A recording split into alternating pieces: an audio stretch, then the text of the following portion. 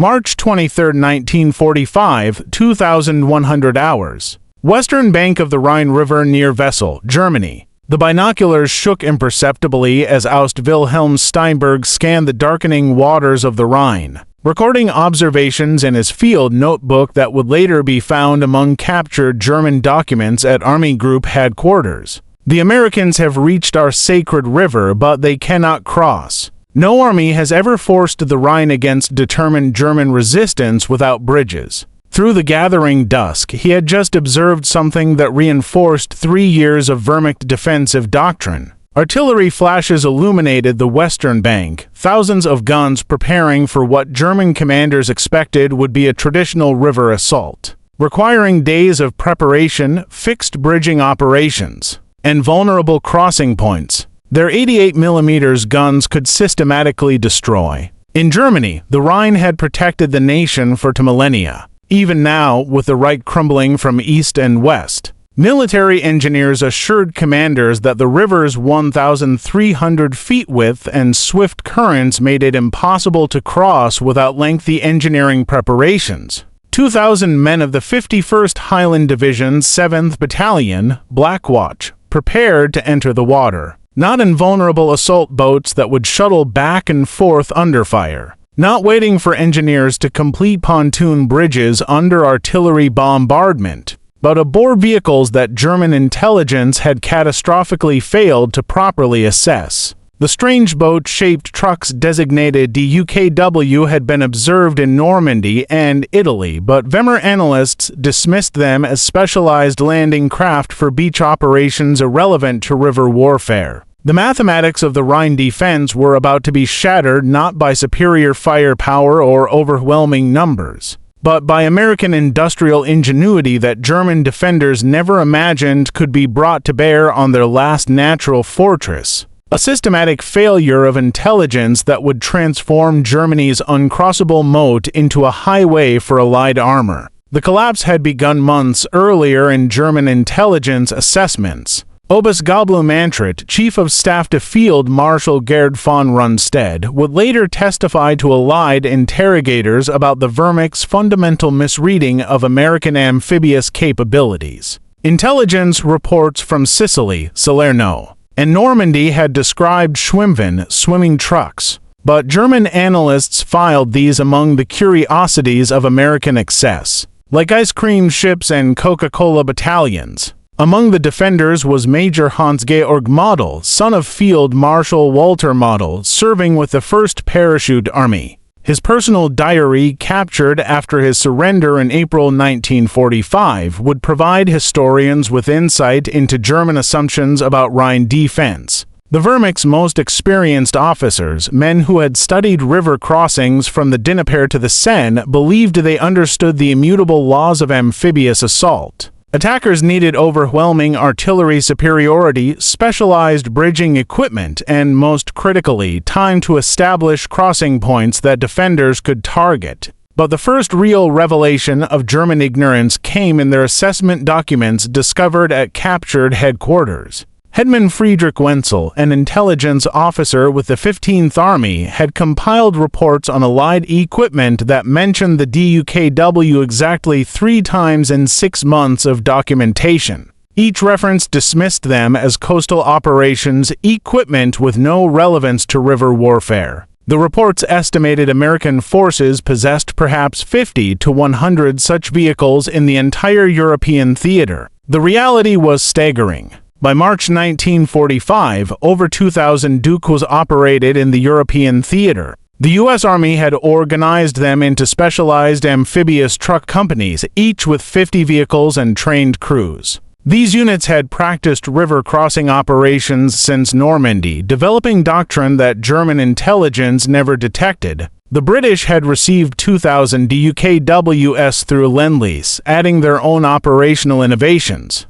Canadian forces operated 800 units with specialized cold weather modifications. The DUKW's development represented American problem-solving at its most efficient. In April 1942, when a Coast Guard patrol boat ran ground on a sandbar near Provincetown, Massachusetts, conventional trucks couldn't reach it through surf and sand. This minor incident sparked a revolution in amphibious warfare that would ultimately help destroy the Third Reich. Palmer Klett Putnam, working for the Office of Scientific Research and Development, partnered with yacht designer Rod Stevens Jr. and engineer Dennis Piston to envision a truck that could transition seamlessly from water to land, when Ford Motor Company declined the project, claiming it was impossible to complete in the required time frame. General Motors Corporation accepted the challenge on April 23, 1942. The engineering team at GMC's Yellow Truck and Coach Manufacturing Company in Pontiac,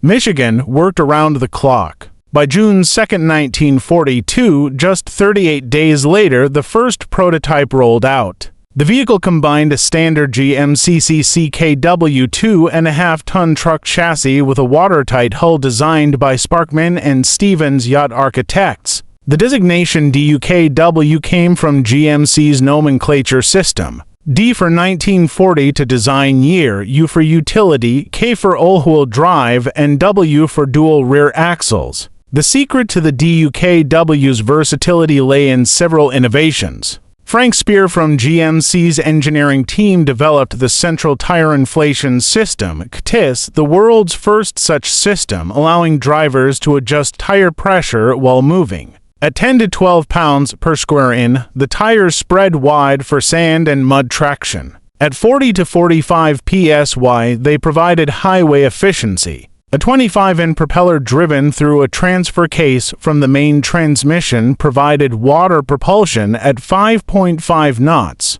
while a rudder linked to the steering wheel allowed seamless transition from water to land navigation. Major General Jacob Dees observed the first demonstration in June 1942 and immediately ordered mass production. The initial contract called for 2,000 units. By war's end, GMC had manufactured 21,147 DUKWs at the unprecedented pace of 525 per month during peak production, each costing $10,750, roughly the price of 7 Jeeps, but with capabilities that would prove priceless. March 1945 found Germany's Rhine defenses in a state Wehrmacht commanders refused to acknowledge even to themselves. General Alfred Schlemm's First Parachute Army, the most effective German force remaining in the West, had been bled white in the Reichswald battles, losing 90,000 men killed, wounded, or captured. The reinforcements arriving to defend the Rhine were Volker units, old men and boys with a few weeks' training, armed with captured weapons and wearing armbands instead of uniforms. Feldwebel Otto Kraus of the 181st Infantry Division positioned near Wessel wrote in a letter to his wife dated March 20th, "The Americans are across from us now, thousands of them. We can hear their vehicles day and night. But the Rhine protects us. Even Napoleon could not cross the Rhine against opposition. The engineers have destroyed every bridge and our artillery has every possible crossing point registered." The defensive preparations appeared formidable on paper. Since September 1944, over 200,000 civilian laborers had been conscripted to strengthen the West Wall, fortifications and extend them toward the Rhine. 3,000 concrete bunkers and gun positions had been constructed or reinforced. The river itself provided what German doctrine called the perfect water obstacle, too wide for assault bridges, too swift for boats, too deep for fording. Field Marshal Albert Kessler, who had assumed command in the West after von Rundstedt's dismissal, issued orders that revealed German assumptions. The enemy will require 48 to 72 hours to establish viable bridgeheads after initial crossings. This window provides opportunity for counterattack with our mobile reserves. These mobile reserves consisted of 47 Panzer Corps with approximately 150 operational armored vehicles, tanks, assault guns, and tank destroyers combined to cover a front of nearly 200 meters, but the most critical German failure was conceptual. Wehrmacht doctrine refined through 5 years of war understood river crossings as sequential operations. Suppress defenders with artillery. Send infantry across in assault boats. Establish small bridge heads. Begin bridge construction under fire. reinforce gradually as bridges were completed, then finally send armor across. Each phase provided defenders opportunities to concentrate fire and launch counterattacks. Unknown to German intelligence, the Allied forces had assembled the largest concentration of amphibious vehicles in history along the Rhine's western bank. By March 22, 1945, hundreds of DUKWs had been positioned in concealed areas within 5 miles of planned crossing points. Each vehicle had been waterproofed, mechanically inspected, and loaded with specific cargo manifests that would maintain their water stability. Lieutenant Colonel William Thompson, commanding the 458th Amphibious Truck Company, recalled the meticulous preparation. "We knew this wasn't Normandy with tides and beach obstacles. The Rhine was about current, about exit points, about coordinating with artillery so we didn't get hit by our own shells." We practiced on the Rhine River for 2 weeks, learning how the DUKWs handled in fast current. The vehicles themselves had been modified based on 3 years of combat experience. Armor plating protected drivers and vital mechanical components. Ring mounts for .050 caliber machine guns provided self-defense capability. Most critically, specialized bilgeage pumps could handle the water intake from small arms fire, allowing DUKWs to continue operating even when their hulls were perforated. Captain James Mitchell of the 819th Amphibious Truck Company described the final briefing. "They told us we were going to do something nobody had ever done. Use DUKWs as the primary assault vehicle for a major river crossing. Not support vessels, not supply carriers after the bridges were built, but the actual spearhead. Each DUK would carry a full rifle squad with equipment, cross the Rhine, drive up the eastern bank, and deposit troops directly into combat positions. The British forces had their own amphibious assets. The 79th Armored Division under Major General Percy Hobart had brought 600 LVT-4 Buffalo amphibious tractors, each capable of carrying 30 men. These would work alongside the American DUKWs in what would become the largest amphibious river crossing in military history. But it was the DUKWs with their ability to seamlessly transition from water to land operations that would prove most devastating to German assumptions. At 1700 hours on March 23, 1945, the greatest artillery bombardment of the Rhine campaign commenced. Over 4,000 Allied guns from 25-pounders to 240mm howitzers unleashed a 4-hour barrage that seemed to turn the air itself into a solid wall of steel and explosive. German observers reported that the eastern bank appeared to be boiling under the impact of thousands of shells per minute. Gerrit Heinrich Müller, manning an observation post near Wesel, attempted to count the muzzle flashes across the river. "I stopped at 500. It was like looking at a solid line of flames stretching north and south as far as I could see. The noise was beyond description. Not individual explosions, but one continuous roar that made thought impossible." Under cover of this bombardment and darkness, the first DUKWs entered the Rhine at 2100 hours. The 51st Highland Division led the assault with the 7th Battalion Black Watch loaded into DUKWs operated by American crews. Each vehicle carried 12 fully equipped soldiers plus its towman crew. Navigation lights shielded to be visible only from behind marked entry and exit points on both banks. Sergeant Robert McPhersonson of the Black Watch described the crossing. "We rolled down the bank and suddenly we were floating. The American driver just kept driving like we were still on land, except now water was rushing past. The engine noise was terrific, and we could hear German shells hitting the water around us, but we couldn't see anything in the darkness and smoke. The current proved stronger than expected, 8 to 10 knots in the main channel. DUKWs launched upstream of their intended landing points, their drivers calculating drift like navigators plotting aircraft courses in crosswinds. Some vehicles were swept hundreds of yards downstream, but their ability to drive up any reasonably sloped bank meant they could exit the river wherever they found themselves. By 2200 hours, the first wave was across. German defenders expecting to hear assault boats returning for second waves instead heard only the continued roar of artillery. The DUKWs had driven straight up the eastern banks and disappeared into the darkness, their passengers already engaging German positions from unexpected directions.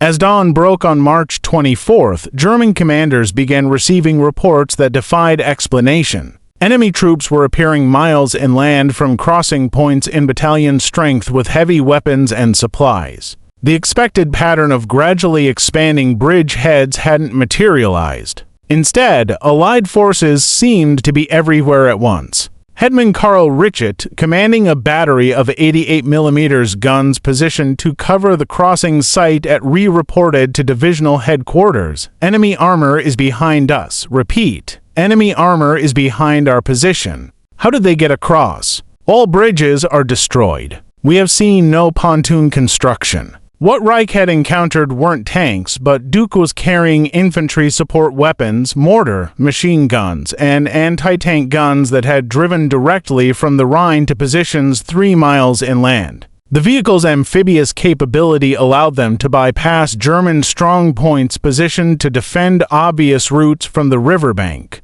The scale of the operation became apparent as morning fog lifted.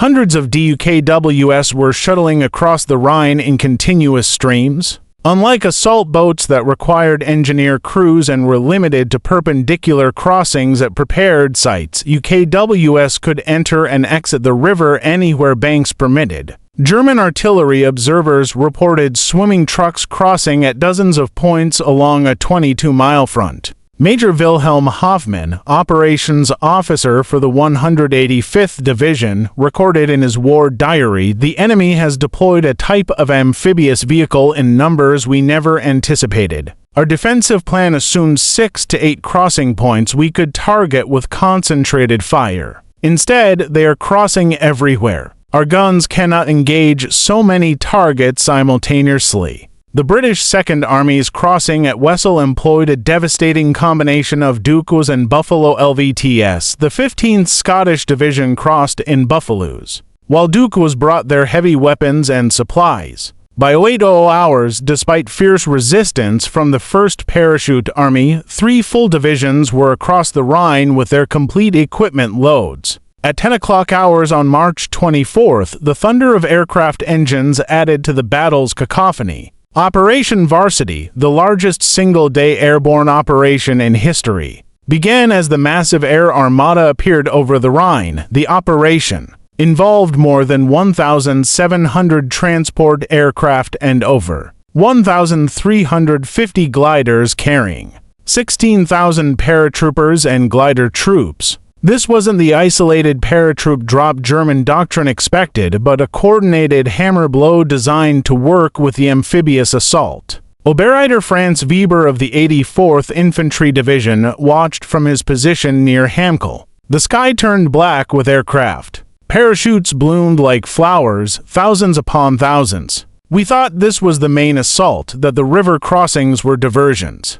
Then we learned the Americans were already 10 kilometers behind us with their swimming trucks. The airborne forces, the U.S. 17th Airborne and British 6th Airborne Divisions, landed within artillery range of the Rhine crossings, something German commanders hadn't anticipated. Previous airborne operations had dropped paratroopers far behind enemy lines to operate independently. This time they landed just 6 miles from the river, directly supporting the amphibious forces. The coordination between airborne and amphibious forces multiplied their effectiveness. DUKWs carrying ammunition and medical supplies drove directly to airborne positions that in previous operations would have required air supply or link up with ground forces. Days later, wounded paratroopers were evacuated and DUKWs returning to the western bank, something impossible in traditional airborne operations. Private First Class Donald Burgett of the 17th Airborne later wrote, "We were fighting for this crossroads when these Wehrmacht-looking truck boats came driving up.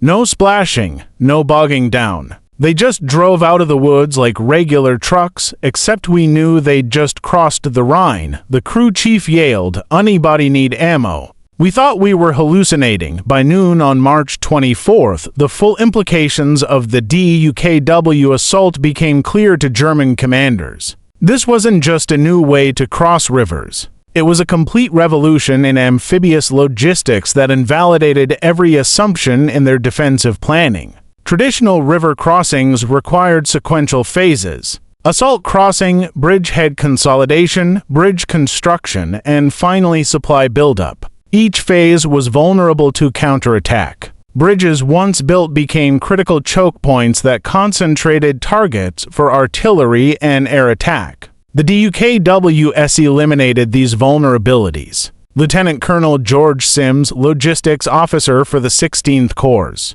had established what he called DUKW highways across the Rhine. Vehicles loaded on the western bank with ammunition, food, medical supplies, and fuel simply drove into the river, crossed, and delivered directly to combat units. No unloading at the river bank, no transfer to different vehicles, no waiting for bridges. We were running 50 DUKWs per hour at our crossing point, Sims reported. Each carried 2.5 tons of supplies or 25 men. That's 125 tons of supplies or 1,250 troops every hour around the clock. The Germans kept looking for bridges to bomb, but there weren't any, just trucks driving through water. The psychological impact on German defenders was devastating. Feldwebel Hermann Gutz of the 2nd Parachute Regiment wrote in his diary, "They have unlimited vehicles that swim." How do you stop an army that can turn any river into a road? We blow up bridges for nothing. They don't need bridges. Supply sergeants reported surreal experiences. Technical Sergeant Anthony Russo of the 30th Infantry Division described establishing a supply dump. "We're 3 miles from the Rhine on the German side, right? And here comes a DUKW straight from the water, dripping wet, carrying hot food in insulated containers. The cooks on the western bank had prepared the meal, loaded it in the duck, and it drove straight to us. Hot coffee in the middle of a battle. The Germans must have thought we were insane." March 25th dawned with German commanders facing a situation Wehrmacht doctrine had never addressed. The Rhine, Germany's historic barrier, had become irrelevant, not conquered, not breached, but simply bypassed by American industrial ingenuity that German intelligence had dismissed as a curiosity. General Alfred Schlemm, commanding the 1st Parachute Army, held a commander conference that morning in a farmhouse near Brunnen. The surviving record of this meeting, compiled from testimonies of captured officers, reveals the depth of German dismay. Schlemm reportedly said, "Gentlemen, we prepared to fight the last war. We assumed the enemy would attack our fortress. Instead, they drove around it." The numbers were staggering. In the first 48 hours, DUKWs had transported over 15,000 troops across the Rhine. More critically, they had moved 1,200 vehicles, jeeps, trucks, and light armor that traditional crossing methods wouldn't have delivered for days. Artillery pieces were being fed across and firing from the eastern bank before German intelligence even confirmed the crossings had occurred. Oberst Heinrich von Ludeschau, commanding the remnants of Panzer Brigade 106, attempted to counterattack Niervzel on March 25th. His units wore diary records. Attacked toward river to destroy enemy bridgehead. Found no bridgehead in traditional sense. Enemy forces distributed across 15 kilometers front with no apparent center. Swimming vehicles continuously reinforcing all points. Impossible to identify critical target. Attack failed with heavy losses. The British were achieving similar success. The Scottish divisions had pushed 6 miles inland by end of March 25th, supported by continuous DUKW supply runs. Royal Artillery forward observers were calling in fire missions while riding in DUKWs, using the vehicle's mobility to avoid German counter-fire. The Rhine crossing starkly exposed the industrial asymmetry between American mass production and German craftsmanship philosophy. While German engineers had developed their own amphibious vehicle, the land was a Schlier LWS. The production comparison revealed everything about why Germany lost the war. The LWS was in many ways superior to the DUKW. It could carry 20 men compared to the DUKW's 25, but it had better armor protection. Its tracked design provided superior performance in mud and snow. German engineers had solved complex problems of waterproofing track systems and creating reliable bilgeage pumps. As a piece of engineering, it was remarkable. But Germany had produced only about 100 units total, with even fewer seeing operational service. The LWS required specialized components, skilled craftsmen for assembly, and rare materials for its armor and waterproofing. Each unit cost approximately 75,000 Reichsmarks, 7 times the cost of a DUKW. Meanwhile, General Motors had produced 21,147 DUKWs using existing truck components and assembly line methods. The vehicle shared its engine, transmission, axles, and countless other parts with the standard CCKW truck, of which 562,750 were built. This standardization meant any mechanic familiar with military trucks could maintain a DUKW. Spare parts were abundant.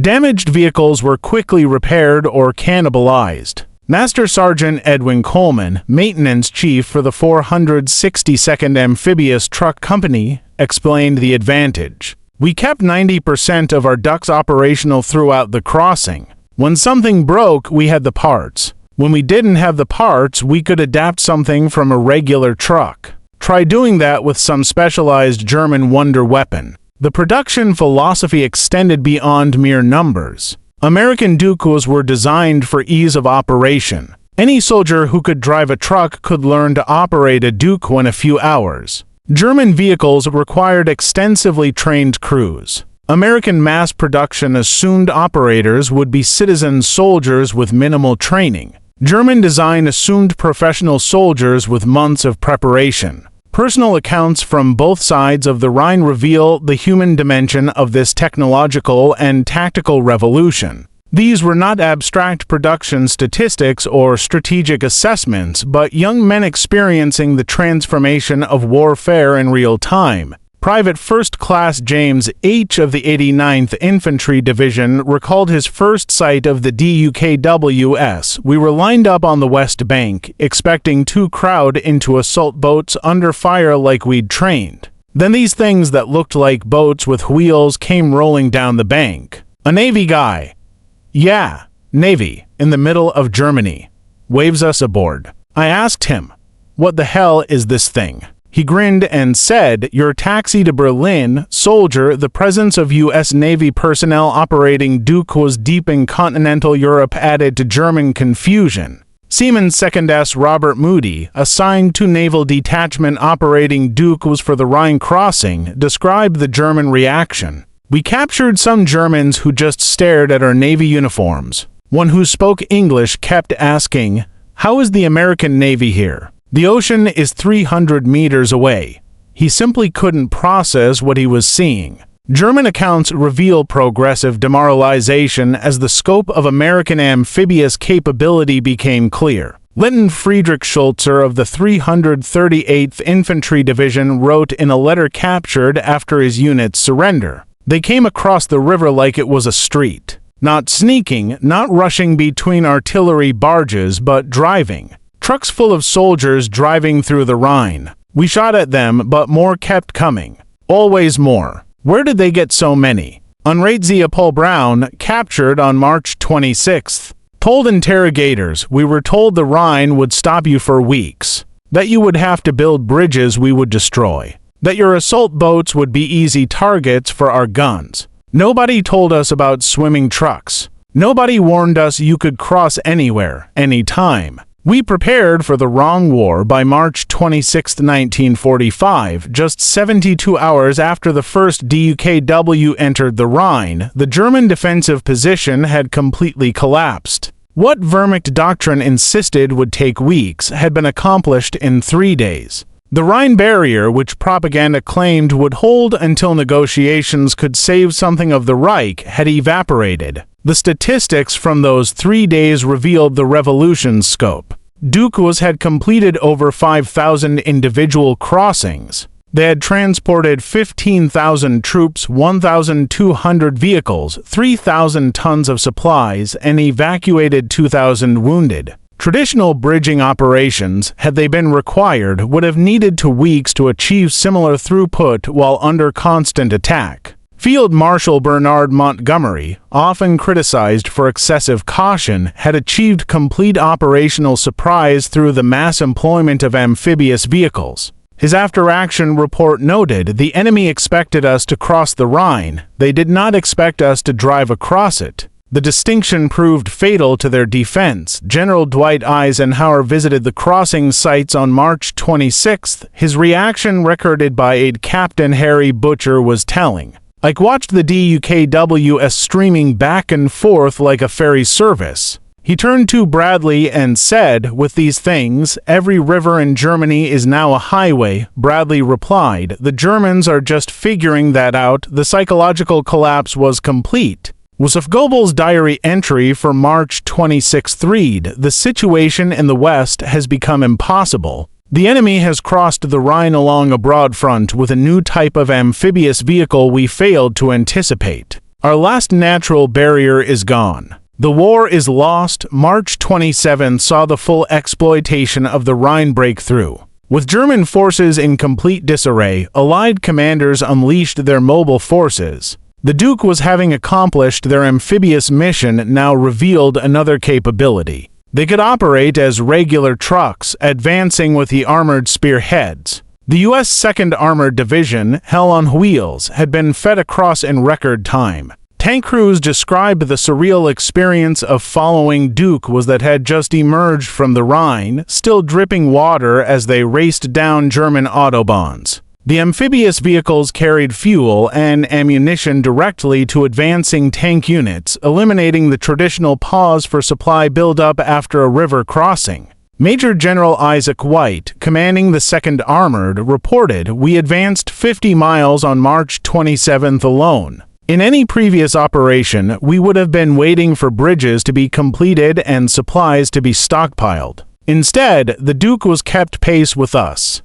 They cross rivers we encountered, scout for crossing sites, and establish supply points before our main body arrived. German resistance crumbled into isolated pockets. Units that had prepared to counterattack bridge heads found themselves bypassed by Allied forces that seemed to be everywhere simultaneously. The rigid German defensive doctrine based on identifying and destroying fixed crossing points had no answer for hundreds of amphibious vehicles creating their own crossing points at will. Oust Hans von Lick, one of Germany's most experienced armored commanders, encountered American forces near Dorst on March 28. His memoir describes the meeting. "My battalion was racing to establish a blocking position when we encountered American troops already dug in. I asked a captured lieutenant how they had moved so quickly. He pointed to a line of those amphibious trucks and said, 'We don't wait for bridges.' It was then I truly understood that Germany had lost more than a battle.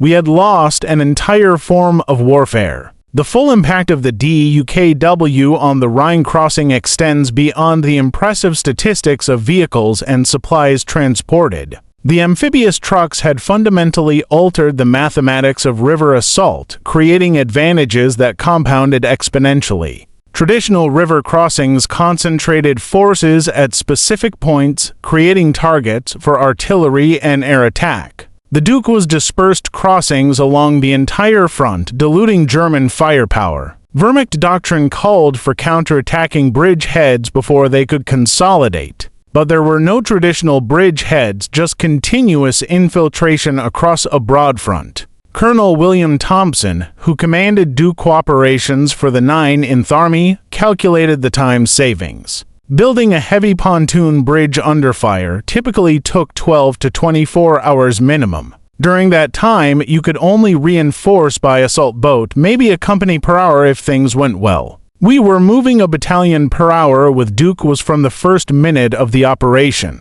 The medical impact was profound but often overlooked. Captain Dorothy Anderson, a nurse with the 45th Field Hospital, described the evacuation system. Wounded soldiers were loaded into Dukes on the eastern bank and driven directly to our hospital on the western side. No transfer between vehicles, no waiting for bridges. We were getting casualties to surgery within an hour of being wounded. That simply wasn't possible in traditional river crossings. The DUKWs also enabled tactical innovations impossible with conventional crossing methods. Artillery forward observers could relocate rapidly in DUKWs, making German counter-fire ineffective. Engineers used DUKWs to transport bridge sections, actually accelerating traditional bridge construction, even as they made it less critical. Radio relay stations in DUKWs maintained communications across the water barrier.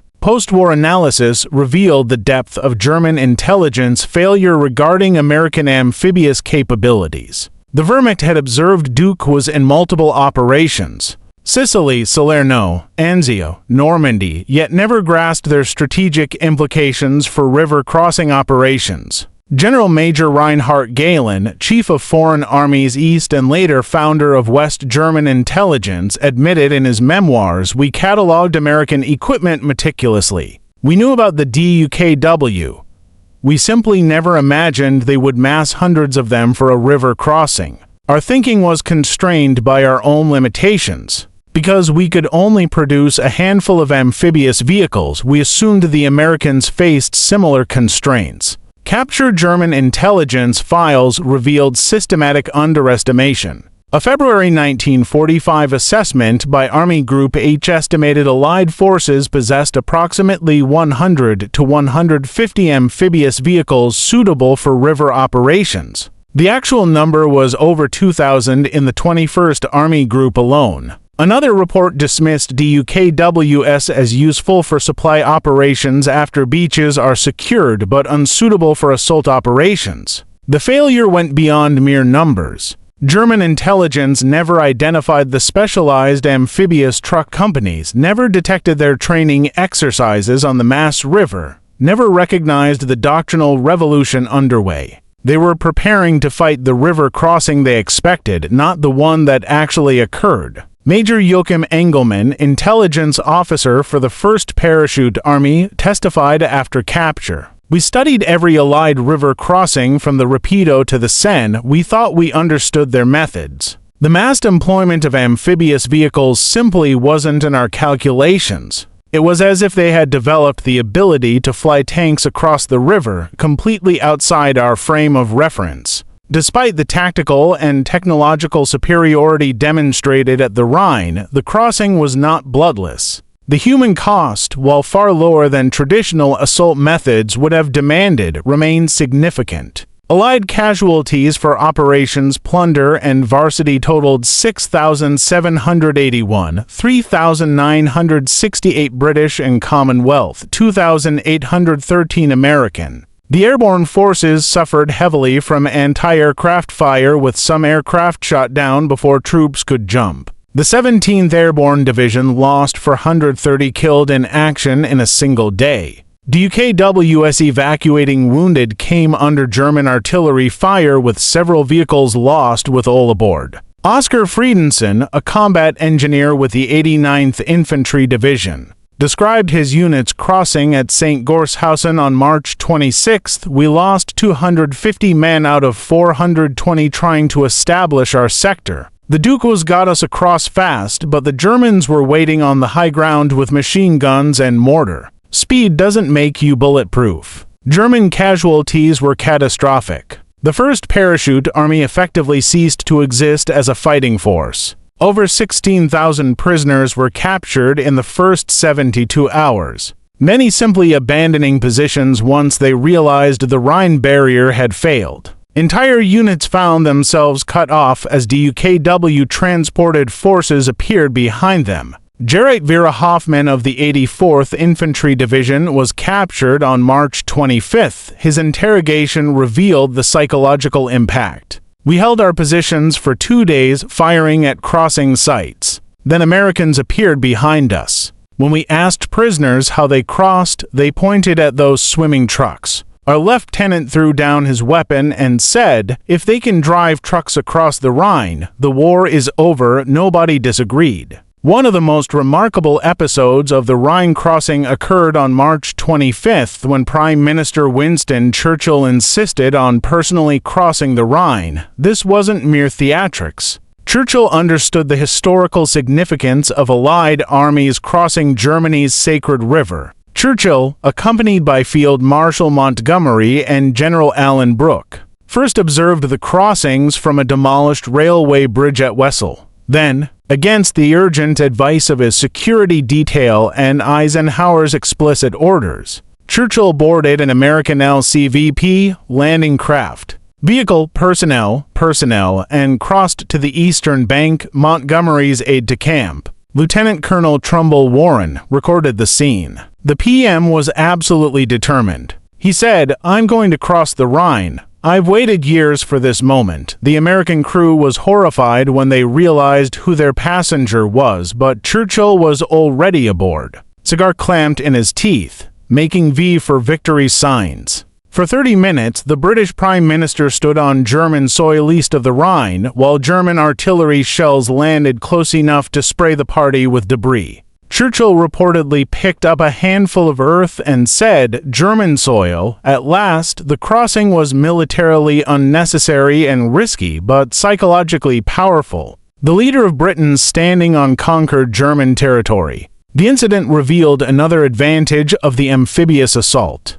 Churchill could cross because DUKWs and landing craft were continuously operating. With traditional bridging, such a crossing would have required shutting down military traffic on a critical bridge. The distributed nature of the amphibious operation made Churchill's theatrical gesture possible. The success of the Rhine crossing accelerated the end of the European war by an estimated 3 weeks, according to post-war analysis by the U.S. Strategic Bombing Survey. This acceleration came not from the mere fact of crossing, but from the speed and breadth of the operation enabled by amphibious vehicles. Traditional river crossing doctrine would have required sequential operations. Establish small bridge heads, build bridges under fire, reinforce gradually, then break out after supply buildup. This process, even successful, would have taken 2 to 3 weeks minimum. German forces would have had time to establish new defensive lines, destroy infrastructure, and potentially negotiate.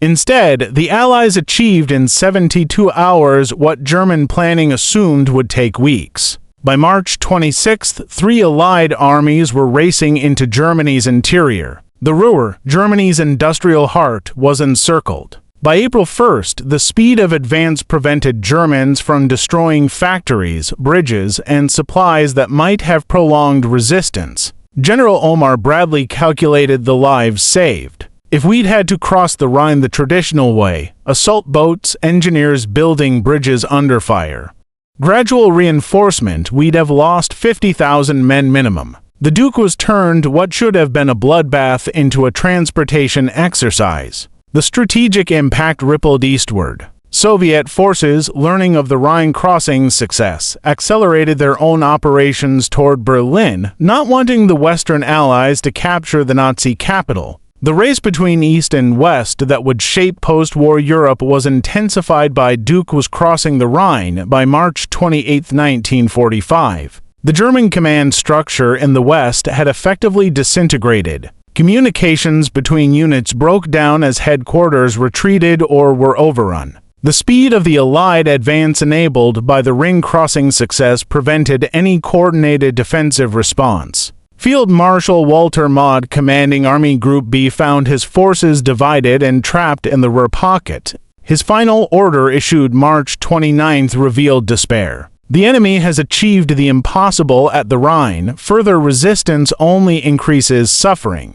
I release all soldiers from their oath. Save yourselves as best you can. Model committed suicide on April 21st rather than surrender. The psychological collapse was complete. Wehrmacht soldiers who had fought tenaciously for every German village now surrendered in masses. The Rhine had held mythic significance. Its loss meant the war was truly over. Units that might have conducted guerrilla warfare simply dissolved. Civilian morale, already shattered by bombing, completely collapsed. The Rhine crossing demonstrated that no natural barrier could protect Germany. If the Rhine could be crossed in 3 days, what was the point of continued resistance? Local officials began negotiating surrender of their towns to avoid destruction. Hans Frank, Nazi Governor-General of Poland, wrote in his diary, "The Rhine is crossed. The sacred river that protected Germany for 2,000 years has fallen in 72 hours. If there was any doubt about our fate, it is gone.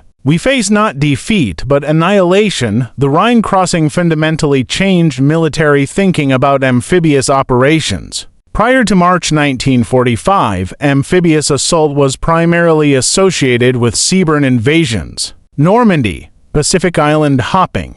The Rhine demonstrated that amphibious capabilities were equally decisive in continental warfare. The U.S. Army's official history concluded the mass employment of DUKWs at the Rhine represents a revolution in military affairs equivalent to the introduction of armor in World War I. The ability to treat water obstacles as highways rather than barriers fundamentally alters operational planning. Soviet observers attached to Allied headquarters took careful notes.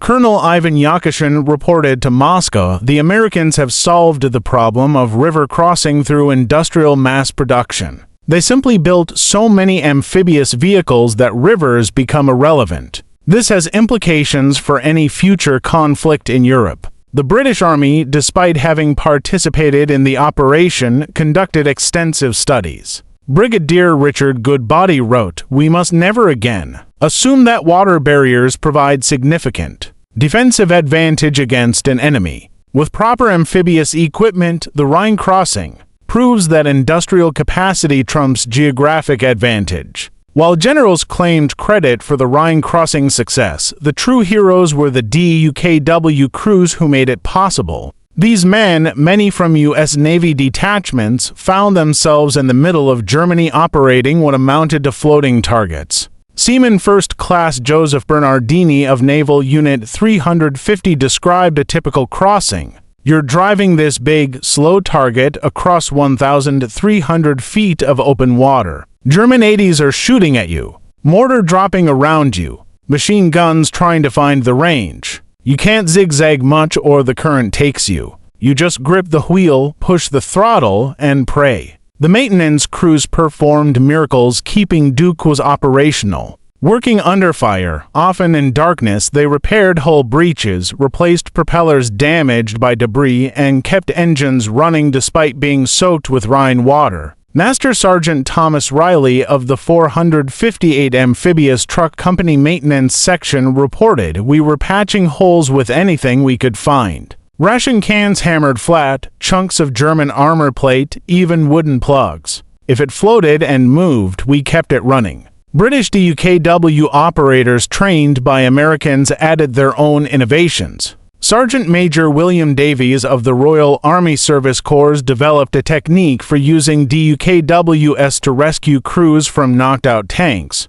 "We drive right up to burning tanks, use our vehicle as a shield, and pull wounded tankers aboard. The water dripping from our hull helped with the heat. Saved dozens of lads that way." After the war, German military professionals conducted exhaustive studies of their defeat. The Rhine crossing featured prominently in these analyses as a failure of imagination as much as material. General Franz Halder, former chief of the General Staff, wrote in 1948, "We prepared extensively for the Allied Rhine crossing. We positioned our reserves, registered our artillery, prepared demolitions. We did everything correctly according to our doctrine. We simply never imagined the enemy would have hundreds of vehicles that could ignore the river's existence." The Wehrmacht's final operational study completed by imprisoned German officers in 1946 admitted the American deployment of amphibious vehicles in mass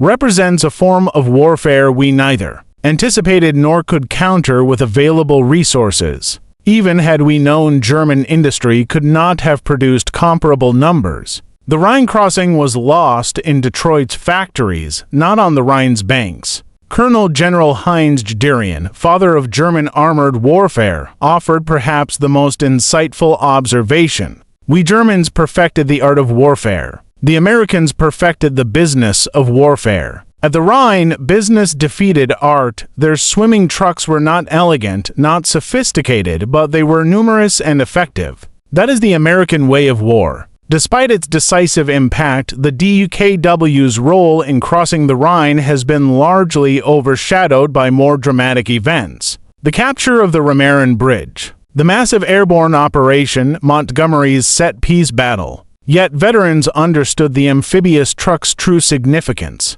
General Dwight Eisenhower in his memoir Crusade in Europe wrote, "Analysts will debate what shortened the war most, strategic bombing, Soviet pressure, or Allied unity. I believe historians underestimate the simple DUKW. Without it, the Rhine would have been a killing ground. With it, we drove into Germany like tourists on holiday. The DUKWs continued serving after the Rhine. They crossed the Ella, the Danube, and dozens of smaller rivers. They evacuated concentration camp survivors too weak to walk. They transported food to starving civilians in isolated areas. The vehicles that had broken Germany's last barrier became instruments of humanitarian relief." Technical Sergeant Paul Morrison of the 336th Amphibious Truck Company recalled using his DUKW after Germany's surrender. Same vehicle that crossed the Rhine under fire was now delivering food to German kids in flooded areas near Hamburg. They'd never seen anything like it. A truck that could swim. Kids would chase us, calling out, "Schwimmwagen, Swimwagen." Funny how something built for war ended up saving lives after it. The 21,147 DUKWs produced during World War II represented more than just vehicles. They embodied American industrial philosophy. While German engineers pursued perfection in small numbers, American manufacturers pursued adequacy in overwhelming quantity. This philosophy extended beyond DUKWs. The same factories producing amphibious trucks were turning out 2.5-ton trucks at the rate of 10,000 per month. The steel for DUKW hulls came from mills producing Liberty ships every 42 hours. The engines were built on assembly lines that could shift from truck engines to aircraft engines to tank engines with minimal retooling. Donald Nelson, chairman of the War Production Board, visited a DUKW assembly line in 1944. He observed, "In 1 hour, I watched them complete 6 DUKWs, each one imperfect by German standards. Rough welds, simple solutions, painted olive drab. But each one would cross the Rhine. German factories would spend a month building one perfect amphibious vehicle. We built 180 good enough ones in that time." The German land was Schleer by comparison revealed the limitations of the craft production approach. Each LWS required specialized workers, custom components, and extensive testing. When Allied bombing disrupted supply chains, production ceased entirely. A missing component meant no vehicle. American DUKW production simply substituted alternate parts and continued. The Rhine crossing success reverberated through the final weeks of the war. German units throughout the Reich learned that the Western Allies had crossed the last barrier with ease. Morale, already fragile, shattered completely. In Italy, German forces that had held mountain positions for months suddenly began withdrawing.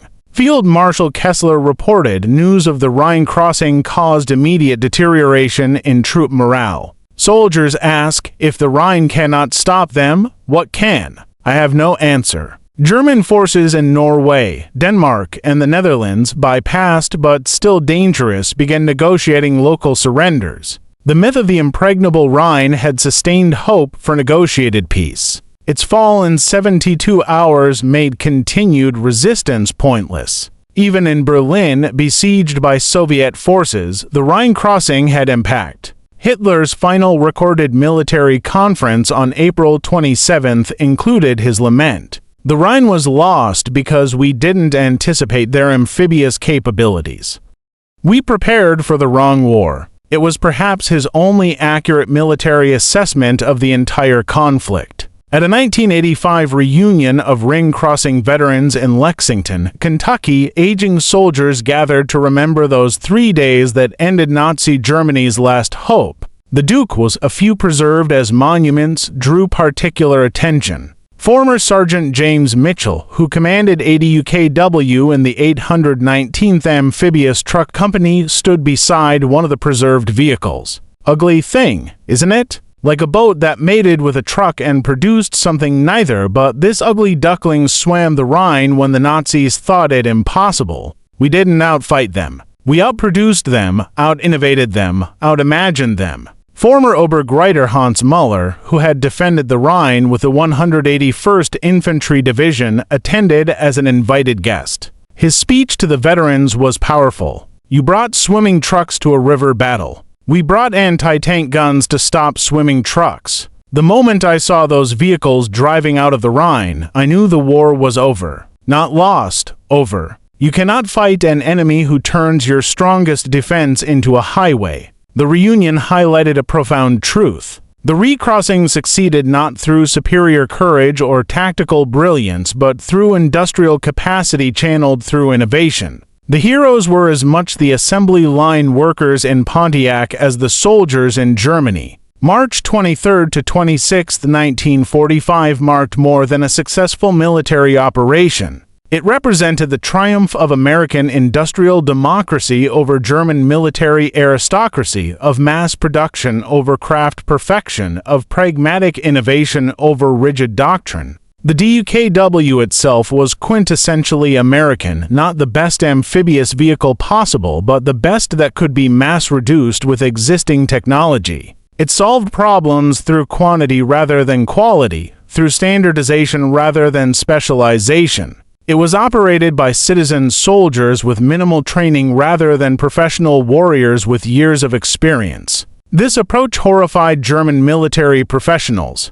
General von Rundert in British captivity complained, "War has become a factory manager's business rather than a general's art. Your swimming trucks were not weapons of war but products of industry. You defeated us not on the battlefield but in the factory." Yet this transformation was precisely the point. America had democratized warfare just as it had democratized production. The DUKW represented not just military capability but industrial ideology, the belief that any problem could be solved through sufficient production properly organized. The final accounting of the Rhine crossing operation reveals the DUKW's decisive impact. Vehicles involved: hundreds of DUKWs in direct Rhine crossing operations, 600 British Buffalo LVTs in support, 2,000 plus DUKWs available in theater, approximately 100 German LWS produced.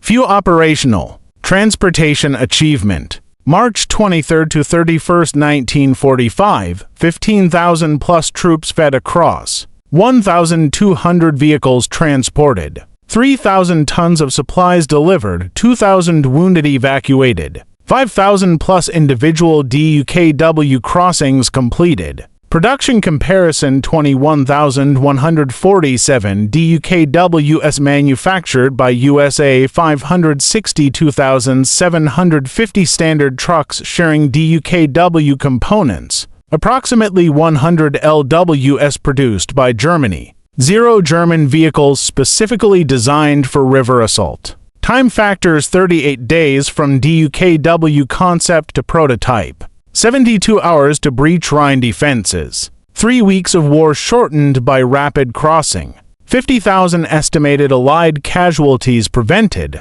cost analysis $10,750 per DUKW Zonic marks per LWS, 7-to-1 cost ratio favoring American production, infinite advantage in actual deployment. The DUKW's role in crossing the Rhine transcended its immediate military impact. It demonstrated that technological surprise could be achieved not through secret weapons but through mass deployment of capabilities enemies dismissed as insignificant. Post-war military doctrine incorporated the Rhine lessons. NATO war plans during the Cold War emphasized amphibious vehicles for crossing Eastern Europe's many rivers. The Soviet Union developed entire families of amphibious vehicles, learning from American success. Modern military forces consider river crossing capability essential rather than specialized. Beyond military implications, the Rhine crossing validated American production philosophy.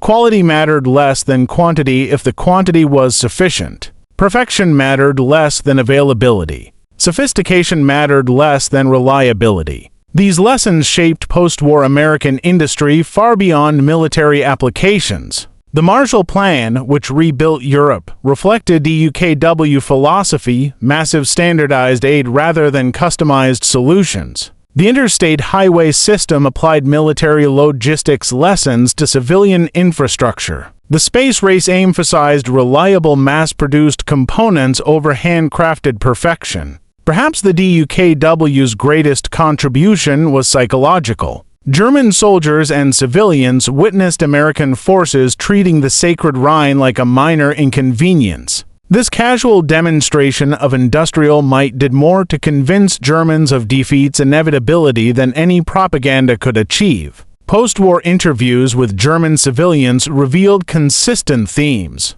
They expected Americans to be stopped at the Rhine for weeks or months, giving time for miracle weapons or negotiations. Instead, Americans crossed in 3 days using vehicles Germans didn't know existed in such numbers. The shock was profound and lasting. Frau Elizabeth Becker, who lived near Varsity, recalled, "We heard the artillery on March 23rd, terrible thunder all night. We expected weeks of battle." On March 26th, American trucks were driving past our home. Still wet from crossing, my father, a veteran of the Great War, saw them and said, "When your enemy can drive trucks through rivers, the war is over." He was right. This psychological collapse accelerated German acceptance of defeat and occupation. Resistance movements that might have emerged never materialized. The demonstration of American industrial capacity at the Rhine convinced Germans that resistance was futile, not from military defeat, but from technological obsolescence.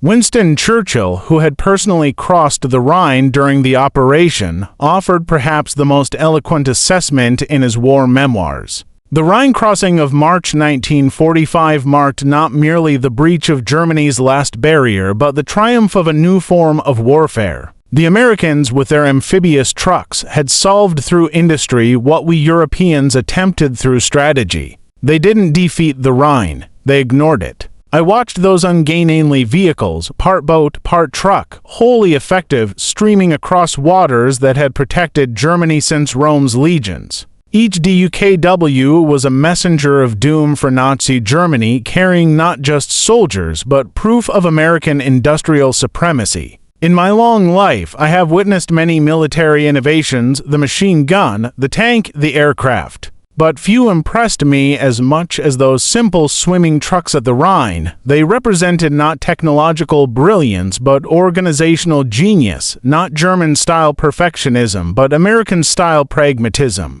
When I stood on the eastern bank of the Rhine on March 25, 1945, watching DUKWs emerge from the river like primordial beasts evolving from sea to land, I knew I was witnessing not just the end of the war, but the beginning of the American century. On May 7, 1945, just 6 weeks after the Rhine crossing, General Alfred Jodl signed Germany's unconditional surrender at Reims. Among the factors he cited for Germany's defeat was the enemy's unexpected amphibious capabilities at the Rhine. This admission, buried in longer explanations about strategic bombing and Soviet pressure, revealed the crossing's true impact. General Eisenhower's final report as Supreme Commander allocated significant credit to the DUKW. No single piece of equipment contributed more to the rapid conquest of Germany than the amphibious truck. It turned rivers from obstacles into highways, transformed logistics from limitation into advantage, and shortened the war by weeks, if not months.